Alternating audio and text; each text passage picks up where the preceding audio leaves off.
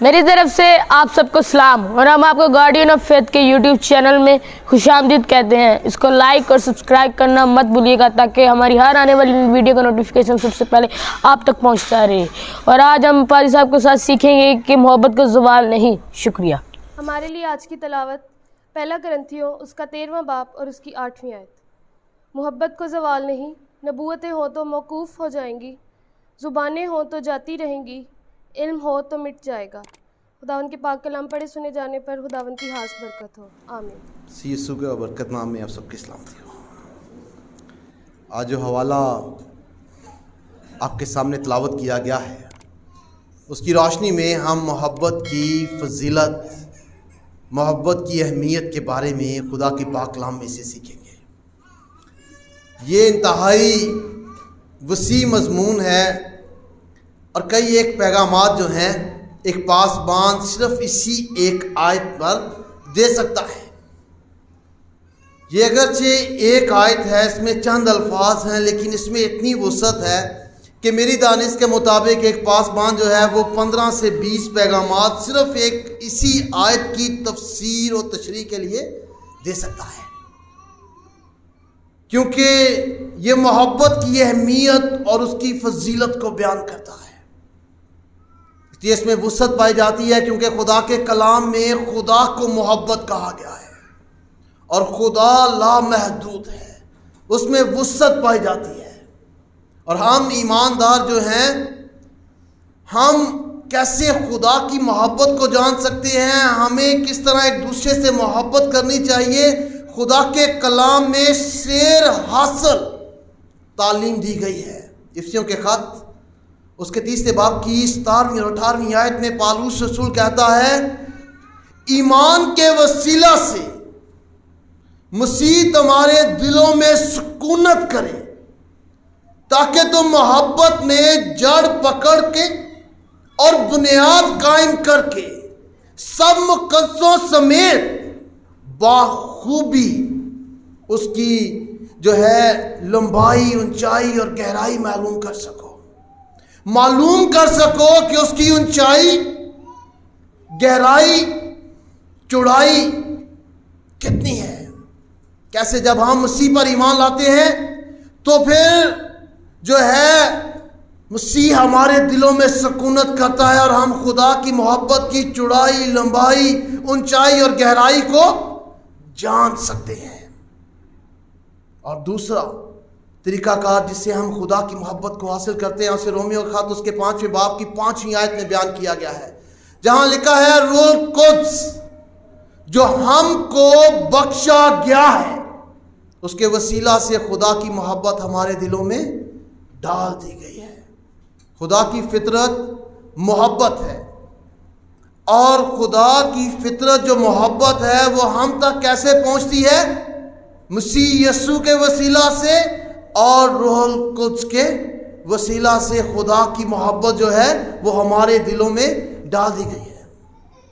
محبت کی مختلف ڈیفینیشن ہے، ہر ایک کے مطابق، ہر خطے میں رہنے والے لوگوں کے مطابق محبت کی ڈیفینیشن جو ہے وہ مختلف ہو سکتی ہے۔ کچھ کے مطابق یہ احساس ہے، یہ جذبہ ہے، لیکن جو مسیحی تعریف ہے، مسیحی ڈیفینیشن ہے، اس کے مطابق محبت ایک قربانی کی روح ہے۔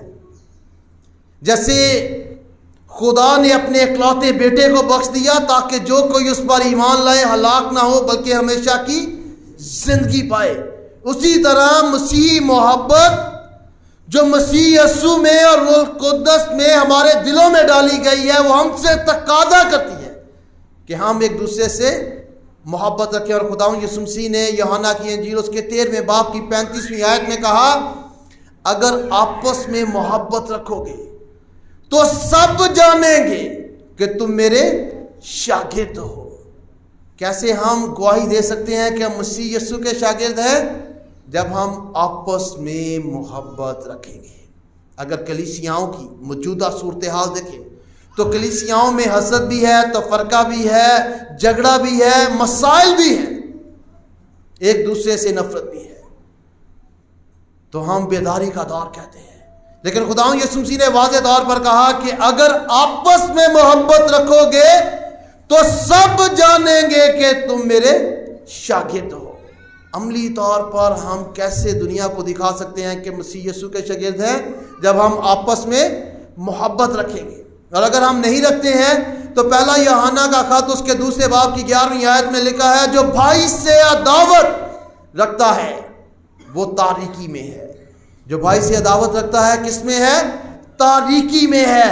اور تاریکی سے مراد کیا ہے؟ شیطان میں ہے، ابلیس میں ہے، کیونکہ تاریکی ابلیس کو ظاہر کرتی ہے۔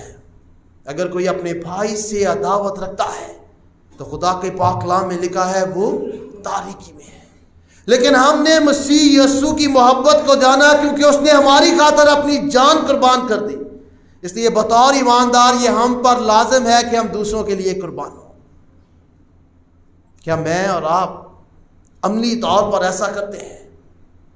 مسیحیت آسان مذہب نہیں ہے، مسیحیت کی تعلیم آسان نہیں ہے، خدا کے کلام کی تعلیم آسان نہیں ہے، یہ مشکل ہے۔ اگر ہم پہلا یوحنا خط اس کے 3 باب کی 16ویں آیت کو دیکھیں تو وہاں خدا کے پاک کلام میں لکھا ہے، ہم نے اسی سے محبت کو جانا ہے کہ اس نے ہمارے واسطے اپنی جان دے دی، اور ہم پر بھی بھائیوں کے واسطے قربان ہونا فرض ہے۔ کن کے لیے قربان ہونا فرض ہے؟ بھائیوں کے لیے، ایک دوسرے کے لیے قربان ہونا فرض ہے، جس طرح مسیح یسوع ہمارے لیے قربان ہوا۔ تو یہ عملی طور پر کرنے سے ہم مسیح یسوع کے شاگرد ٹھہرتے ہیں۔ اور صرف ہمیں زبانی کلامی محبت کی باتیں نہیں کرنی چاہیے، اسے بھی خدا کے پاک کلام میں واضح طور پر بیان کیا گیا ہے۔ پہلا یوحنا کا خط اس کے 3 باب کی 18ویں آیت میں لکھا ہے، اے بچوں، کلام اور زبان سے ہی نہیں بلکہ کام اور سچائی کے ذریعہ سے محبت کریں۔ صرف مسیح کے ساتھ محبت، خدا کے ساتھ محبت کا صرف زبان سے اقرار نہیں کرنا چاہیے، بلکہ عملی طور پر کام کے ذریعے بھی اس پر عمل کرنا جو ہے لازم ہے۔ تو لفظی محبت سے کوئی فائدہ نہیں، نہ خدا سے، نہ مسیح سے، نہ اس کے کلام سے، نہ اس کے لوگوں سے، بلکہ حقیقی محبت ہونی چاہیے۔ اور یہ اتنی اہمیت کی حامل ہے کہ خداوند یسوع مسیح کہتے ہیں کہ جب وہ دوبارہ آئیں گے تو محبت پر عمل کرنے والوں کی بنیاد پر ان کی عدالت کریں گے۔ یعنی جس نے محبت کی ہے دوسروں سے اور جس نے نہیں کی ہے، اس کی بنیاد پر خداوند یسوع مسیح عدالت کریں گے۔ اور متی کی انجیل اس کے 25ویں باب کی 33ویں آیت سے 46ویں آیت میں اس کو وضاحت کے ساتھ بیان کرتے ہیں۔ اگر ان آیات کا میں آپ کے سامنے خلاصہ رکھوں تو خداوند یسوع مسیح کہتے ہیں، جب ابن آدم آئے گا تو بھیڑوں کو بکریوں سے الگ کرے گا، بھیڑوں کو دائیں طرف اور بکریوں کو بائیں طرف، اور دائیں طرف والوں سے کہے گا، آؤ میرے باپ کے مبارک لوگوں، اس بادشاہی کو جو بنائے عالم سے تمہارے لیے تیار کی گئی ہے میراث میں لو، کیونکہ جب میں بھوکا تھا تو تم نے مجھے کھانا کھلایا، جب میں پیاسا تھا تو تم نے مجھے پانی پلایا، جب میں پردیسی تھا تو تم نے مجھے اپنے گھر میں اتارا، جب میں ننگا تھا تو تم نے مجھے کپڑا پہنایا، اور جب میں قید میں تھا تم میرے پاس آئے، جب بیمار تھا میری خبر لی۔ تو لوگ کہیں گے کہ خداوند ہم نے تیرے ساتھ یہ سلوک کب کیا؟ خداوند کہیں گے جب تم نے چھوٹے بھائیوں سے یہ سلوک کیا تو میرے ساتھ یہ سلوک کیا۔ اور اسی طرح بائیں طرف والوں سے کہے گا کہ میرے سامنے سے اس ہمیشہ کی آگ میں چلے جاؤ جو ابلیس اور اس کے فرشتوں کے لیے تیار کی گئی ہے۔ اور وہ کہیں گے کہ خداوند ہم نے تیرے ساتھ ایسا سلوک کب کیا؟ اس نے کہا کہ جب تم نے بھائیوں سے یہ سلوک نہ کیا تو میرے ساتھ نہ کیا۔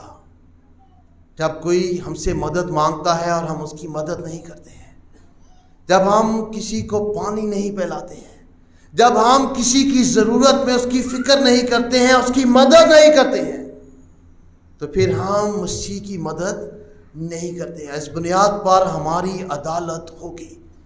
جو دوسروں کی مدد کرتے ہیں، ان کی فکر کرتے ہیں، ان سے محبت رکھتے ہیں، خدا انہیں ہمیشہ کی زندگی دے گا، اور جو نہیں کرتے ہیں انہیں ہمیشہ کی آگ میں ڈالے گا۔ تو اس سے کہ مراد کیا ہے کہ نجات جو ہے، بہت لوگ سوچتے ہیں کہ شاید اس سے مراد یہ ہوگا کہ نجات کام کے وسیلہ سے ہے۔ بالکل نہیں، نجات ایمان کے وسیلہ سے ہے، ایمان لانے سے ہے۔ لیکن یعقوب کے خط اس کے دوسرے باب کی 17ویں آیت میں لکھا ہے، ایمان بھی اگر اس کے ساتھ ایمان نہ ہو تو اپنی ذات سے مردہ ہے۔ اگر ایمان کے ساتھ ایمان نہیں ہوں گے تو وہ اپنی ذات سے مردہ ہوگا۔ جب ہم مسیح یسوع پر ایمان لاتے ہیں تو پھر ہماری زندگی تبدیل ہو جاتی ہے، ہمارا رویہ تبدیل ہو جاتا ہے، ہمارا طرز زندگی بدل جاتا ہے، اور ہم اپنے ایمان سے یہ ظاہر کرتے ہیں کہ ہم مسیح یسوع کے شاگرد ہیں۔ اور اگر ہماری زندگی میں تبدیلی نہیں آتی ہے تو پھر ہم حقیقی طور پر نجات کا تجربہ نہیں رکھتے ہیں۔ اس لیے پالوس رسول اس تلاوت کردہ آیت میں کہتا ہے، محبت کو زوال نہیں، نبوتیں ہوں تو معکوف ہو جائیں گی، زبانیں ہوں تو جاتی رہیں گی، علم ہو تو مٹ جائے گا۔ یہ 13واں باب محبت کا باب ہے، لیکن اگر اس کی تقسیم کریں تو وہ ہمیں کچھ سکھاتا ہے، تو اس کی چند حصوں میں تقسیم کی جا سکتی ہے۔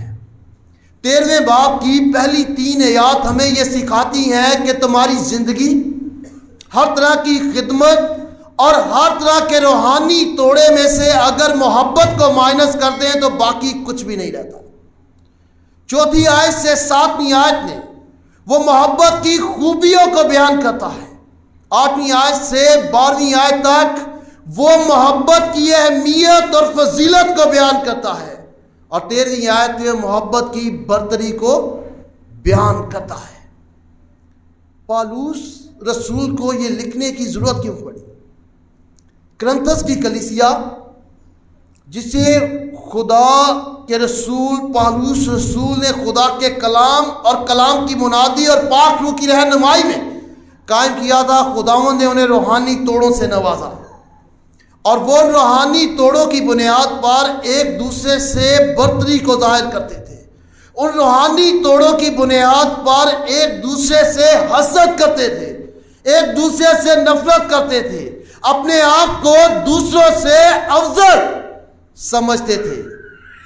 پالوس رسول کہتا ہے کہ جو توڑے ان کے پاس ہیں وہ ختم ہو جائیں گے، اور 13ویں باب کا آغاز کرنے سے پہلے وہ 12ویں باب کے آخر میں 31ویں آیت میں کہتا ہے، تم بڑی بڑی نعمتوں کی آرزو میں رہو، لیکن میں تمہیں سب سے عمدہ بات کے بارے میں بتاتا ہوں، اور وہ سب سے عمدہ بات کیا ہے؟ سب سے بڑا طریقہ کار کیا ہے؟ وہ کیا ہے؟ محبت، اور وہ محبت کے بارے میں بتاتا ہے، اور 3 نعمتوں کو اس کے ساتھ موازنہ کرتا ہے۔ وہ موازنہ کرتا ہے نبوتوں کا، علم کا، زبانوں کا، اور 8ویں آیت میں یہ موازنہ کرتا ہے کہ باقی ساری نعمتیں جو ہیں وہ ختم ہو جائیں گی، لیکن محبت جو ہے وہ قائم رہے گی۔ نبوت کیا ہے؟ نبوت خدا کے کلام کی سچائیوں کو لوگوں کے سامنے بیان کرنا ہے۔ یہ وقت سے پہلے بات کرنا یا خدا کے کلام کو بیان کرنا بھی ہے، لیکن یہ خدا کے کلام کی سچائیوں کو لوگوں کے سامنے بیان کرنا بھی ہے۔ دوسری چیز ہے زبانیں، زبان جسے غیر زبان کہا جاتا ہے، فارن لینگویج، ایک نشان ہے ایک خاص مقصد کے لیے، ایک خاص دورانیے کے لیے، جس کے بارے میں آج ہم سیکھیں گے۔ اور علم جو ہے وہ ہے چیزوں کی تحقیق کرنا، ان کا مشاہدہ کرنا، اور خدا کے کلام میں سے خدا کی سچائیوں کو سمجھنا، اور سمجھ کر لوگوں تک اسے منتقل کرنا۔ تعلیم دینے کی صلاحیت ہے، صلاحیت ہے اور تعلیم دینے اور ٹیچر جیسی صلاحیت جو ہیں وہ علم میں شامل ہے، لیکن وہ ان کا موازنہ کس سے کرتا ہے؟ محبت سے، اور کہتا ہے کہ محبت کو زوال نہیں ہے۔ اس کے لیے جو یونانی زبان کا لفظ استعمال ہوا ہے اس کا مطلب ہے گر جانا، زمین پر گر جانا، اور یہ اس پھول کے لیے استعمال ہوتا ہے جو مرجھا جاتا ہے، جس کی پتیاں اور پھر جھڑ کر جو ہے زمین پر گر جاتی ہیں، لیکن وہ کہتا ہے کہ محبت کو زوال نہیں۔ انگریزی زبان میں اس کے لیے لکھا ہوا ہے لو نیور فیل۔ بہت دفعہ لوگ یہ سوچتے ہیں کہ محبت جو ہے وہ ناکام نہیں ہوتی ہے، ہمیشہ کامیاب ہوتی ہے، لیکن ایسا نہیں ہے۔ اس کی دو مثالیں ہیں، ایک ہمارے خداوند یسوع مسیح کی اور ایک پالوس رسول کی۔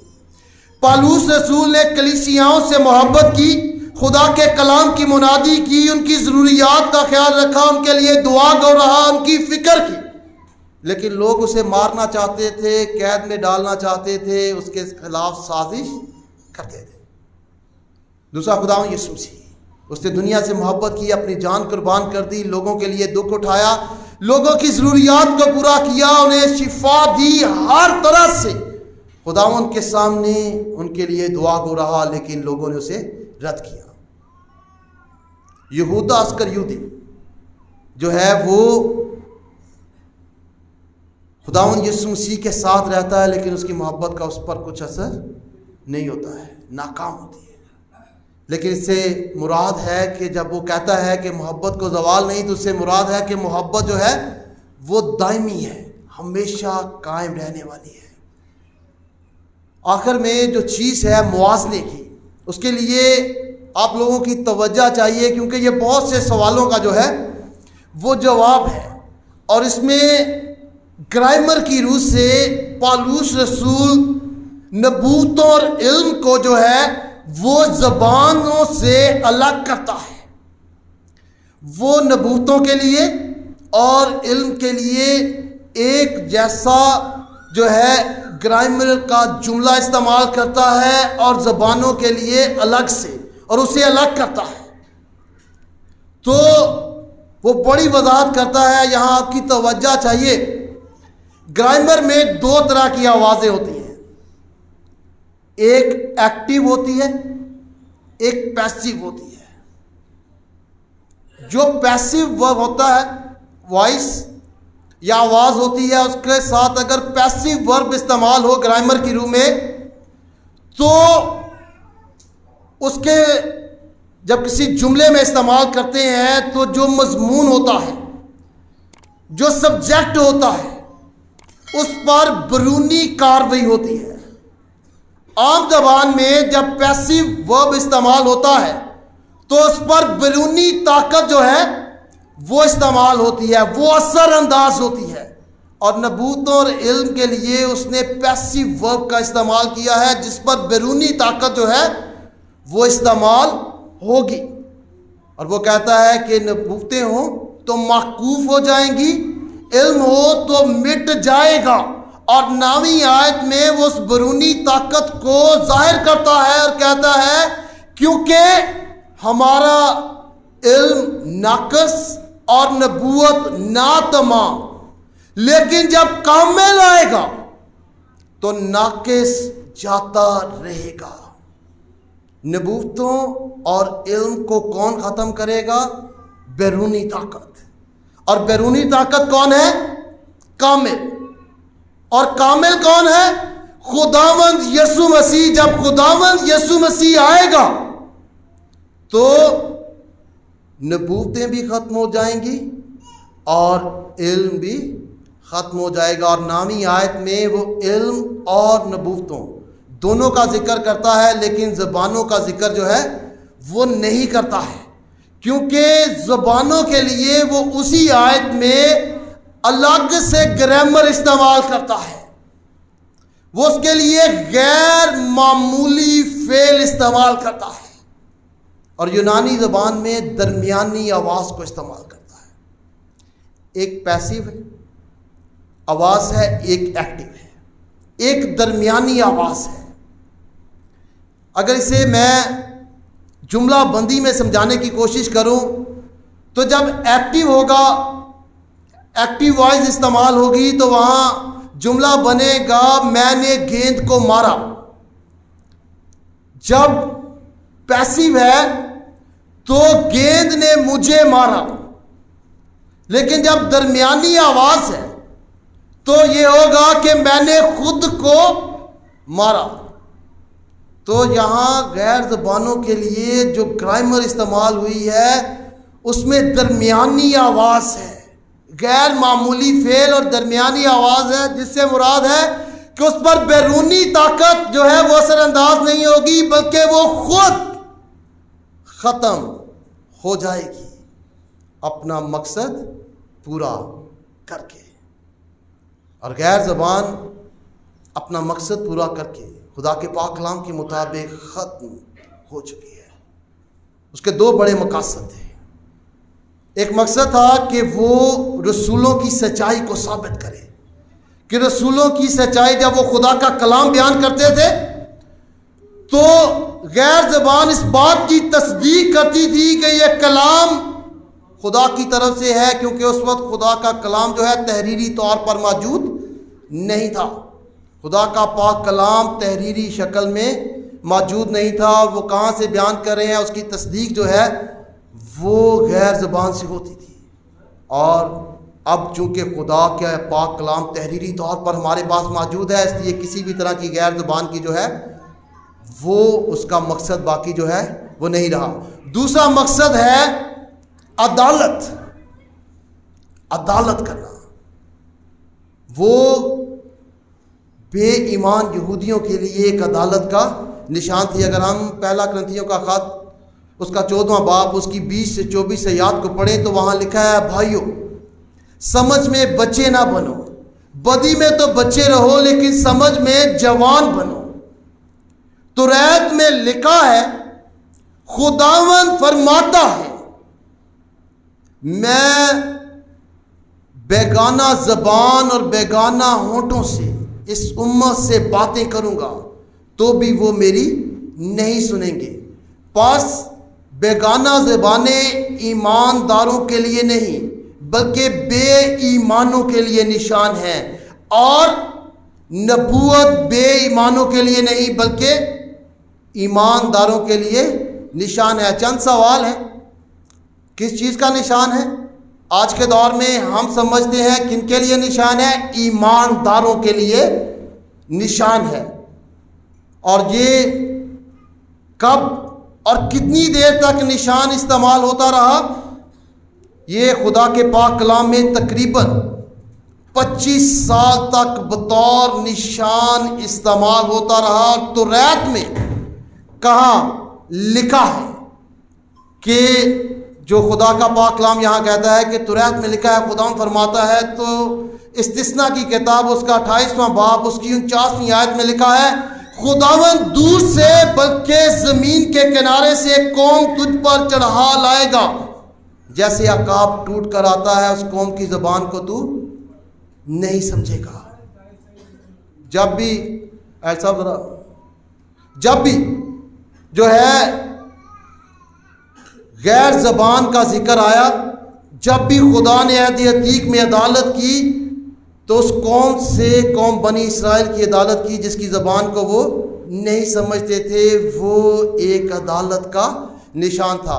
اور یہ یسایا کتاب اس کے 28ویں باب کی 11ویں آیت میں لکھا ہے وہ بیگانہ لبوں اور اجنبی زبان سے ان لوگوں سے کلام کرے گا۔ جو عید پینتیکوس کے دن جو ہے وہ پیشن گوئی پوری ہوئی، خدا نے بیگانہ زبانوں سے اس امت سے باتیں کی، اور وہ کس چیز کا نشان تھی؟ اسرائیل قوم کی عدالت کا نشان تھی۔ اعمال کی کتاب میں 18 زبانیں تھیں جو بولی جاتی تھیں، جو سمجھی اور بولی جاتی تھی۔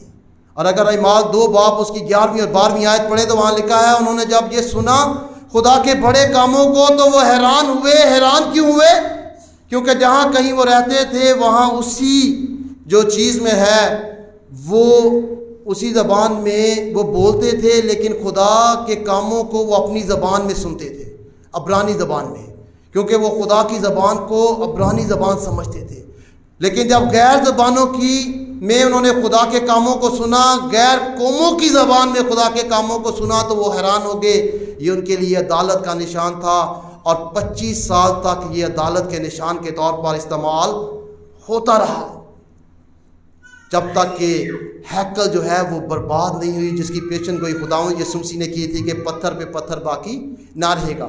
اعمال کی کتاب اور کرنتھیوں کے خط میں 25 سال کا فرق ہے, اور یہ 25 سال بطور عدالت کا نشان استعمال ہوتی رہی. اس کے بعد ختم ہو گئی. خدا کے پاک کلام میں کرنتھس کے خط کے بعد غیر زبانوں کا ذکر نہیں ہے.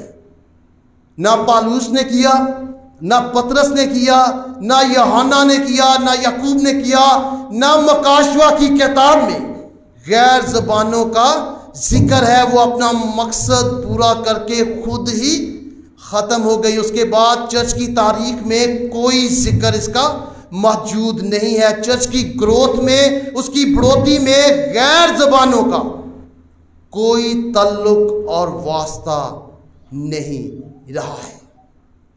نبوت جو ہے وہ ہمارے لیے 3 چیزوں کو کرتی ہے. پہلا کرنتھیوں کا خط اس کے 14 باب کی 3 آیت کے مطابق وہاں لکھا ہے, جو نبوت کرتا ہے وہ آدمیوں سے تعمیر, نصیحت اور تسلی کی باتیں کرتا ہے. اور غیر زبان نہ تو ہماری تعمیر کرتی ہے, نہ نصیحت کرتی ہے, اور نہ ہی ہم سے تسلی کی باتیں کرتی ہے. وہ اپنا مقصد پورا کر کے آپ ہی ختم ہو گئی. جو آج کے زمانہ میں غیر زبان بولی جاتی ہے, وہ آپ ریسرچ کریں, وہ 1901 میں دوبارہ شروع ہوئی. اس کا خدا کے کلام سے کسی بھی طرح سے کوئی تعلق واسطہ نہیں ہے. وہ نہ بولنے والے کو سمجھ آتی ہے, نہ سننے والے کو سمجھ آتی ہے. اور اگر آج کے دور میں غیر زبان ہو بھی تو وہ یہ ہونی چاہیے کہ اگر کوئی پشتو بولے تو انگریزی سننے والے کو انگریزی میں سمجھ آئے, اگر ہم یہاں پنجابی بولیں اور اٹلی والے کو اٹیلین میں سمجھ آئے, ڈچ میں آئے. اگر ہو بھی ہے نہیں, اگر ہو تو ایسے ہوگی. لیکن یہ جو زبان ہے اس کا آغاز 1901 میں ہوا, اور آج اسے روحانیت کا جو ہے وہ ایک نشان سمجھا جاتا ہے. اور خدا کے پاک کلام میں واضح طور پر کہا گیا ہے کہ بیگانہ زبانیں ایمانداروں کے لیے نہیں بلکہ بے ایمانوں کے لیے نشان ہیں. اور پھر اگر ہم 14 باب کو پڑھیں تو وہاں لکھا ہے کہ اگر سب کے سب غیر زبانیں بولیں تو اگر کوئی باہر سے آئے گا تو وہ سمجھے گا کہ یہ دیوانے ہیں. لیکن اگر نبوت کی بات کریں گے تو پھر دوسری کو قائم کر لیں گے. لیکن یہ سارے توڑے جو ہیں وقت پر ختم ہو جائیں گے, لیکن محبت کو زوال نہیں ہے. بہت دفعہ لوگ ہم سے پوچھتے ہیں کہ بھائی صاحب تسی شریعت عمل کیتا ہے, شریعت کنے عمل کیتا ہے, کون کردا شریعت عمل؟ ایسے سوال جو ہے کلیسیاؤں میں پوچھے جاتے ہیں. اس کا ایک ہی جواب ہے. رومیو کے خط اس کے 13 باب کی 8 آیت میں لکھا ہے, جو دوسرے سے محبت رکھتا ہے اس نے شریعت پر پورا عمل کیا ہے. ہمارے جتنے مرضی گفٹ ہوں, روحانی توڑے ہوں, جو بھی ہو, اگر ہم کسی کی مشکل میں اس کی مدد نہیں کر سکتے ہیں, اس کی فکر نہیں کر سکتے ہیں, اس کے لیے دعا نہیں کر سکتے ہیں, تو ہم کا کسی قسم کا کوئی فائدہ نہیں ہے. اور نہ ہی خدا کے حضور ان ساری چیزوں کی قبولیت ہوگی, کیونکہ خداوند نے واضح طور پر کہا ہے جو دوسروں کی فکر کرے گا. اگر آپ کسی کو پانی نہیں پلاتے ہیں تو آپ خداوند یسوع مسیح کو پانی نہیں پلاتے ہیں. اگر آپ کسی کی مدد نہیں کرتے ہیں تو آپ سمجھیں کہ آپ مسیح یسوع کی مدد نہیں کرتے ہیں. لیکن اگر آپ ایسا کرتے ہیں تو پھر خداوند اس کا اجر بھی دے گا, برکت بھی دے گا, اور لوگ آپ کے اعمال سے خداوند یسوع مسیح کی محبت کے بارے میں بھی جانیں گے. ویسے تو آسان ہے یہاں آ کر کہنا, گواہی دینا, میرے ساتھ خداوند یسوع مسیح ملے, وہاں ملے, یہاں نہیں ملے ہیں. لیکن اگر مسیح کے کام ہی ہماری زندگی میں نہیں ہے تو باقی سب باطلان ہے اور جھوٹ ہے. اس لیے ہمیں اپنی زندگیوں پر سوچنے کی ضرورت ہے کہ ہم عملی طور پر خداوند یسوع مسیح سے محبت کرتے ہیں اور اس کی محبت کے وسیلہ سے ایک دوسرے سے محبت کرتے ہیں یا نہیں, یا ایک ہی جگہ پر بیٹھے ہوئے ایک دوسرے کے لیے حسد کرتے ہیں, کون کیسے بیٹھا ہے, کدھر بیٹھا ہے, کیسے کر رہا ہے, کیا پہنا ہے. یہ ساری چیزوں کے ہم فکروں میں رہتے ہیں, لیکن اپنی فکر نہیں کرتے ہیں کہ ہم نے کیسے مسیح یسوع کے کام پر عمل کیا ہے یا حکموں پر عمل کیا ہے. تو خداوند مجھے اور آپ کو بہتر طور پر خداوند یسوع مسیح کی محبت میں قائم رہنے اور دوسروں سے محبت کو بانٹنے میں جو ہے وہ ہماری مدد کرے اور توفیق دے، تاکہ ہم عملی طور پر مسیح یسوع کی گواہی دینے والے ہوں۔ خداوند اس پاک کلام کے وسیلہ سے بڑی برکت دے۔ شکریہ۔